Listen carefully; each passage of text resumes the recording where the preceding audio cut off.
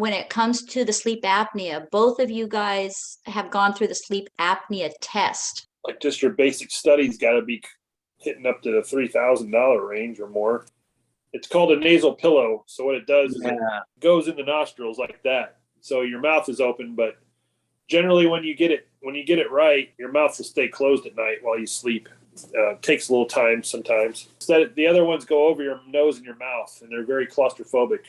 Like they literally go below your up bottom lip and over the bridge of your nose, and they're hard to seal, and they leak, and they make all sorts of noises while you're trying to sleep.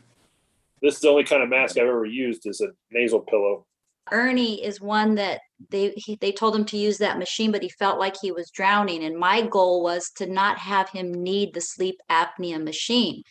Chad, on the other hand, uses it really well and loves it and wants to keep it. My goal with Chad is eventually for him to say he doesn't need it. So I dropped my pressure like 2 months ago, because when I first started, I was on 14 centimeters because I don't mind the pressure.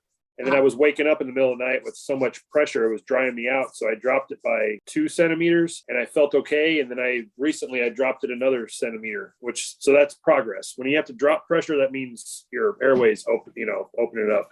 So here's what's great about hearing Chad have the machine. It shows that exactly what I wanted to do for Ernie. Instead of Ernie having the machine and feeling like he's drowning, we're going to solve Ernie's problem just like we're solving Chad's, is by decreasing the weight. And in both of them, we can see the neck on each one of them is a lot smaller than it was in the past. Chad, you can explain what happens when you have the fat in the neck. Well, when you fall asleep and your muscles relax, your airway just collapses right here at the curve. It's the biggest problem is that we have a curved airway so we can speak. But that means that your tongue and the soft palate all can get drugged back by gravity. When you got more weight around your neck, it just puts more pressure on everything.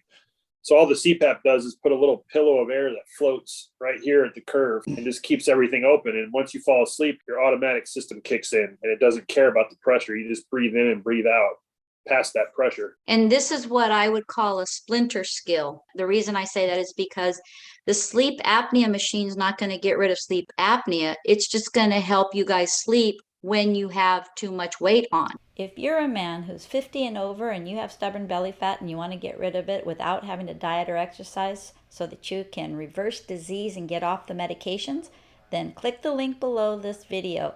It's my calendar. You can get on that calendar and we can get on the phone and talk about it.